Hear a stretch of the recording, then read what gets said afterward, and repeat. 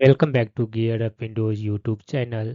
In this video, we will guide you on how to open File Explorer to this PC instead of Home in Windows 11. By default, File Explorer opens at Home, and in case you want to open at this PC, by default, you need to open folder options. For that, open File Explorer and then click on this one triple dot menu.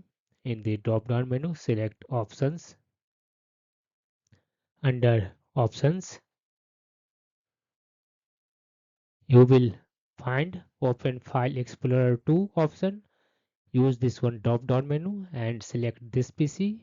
Then click on this one apply and then OK button.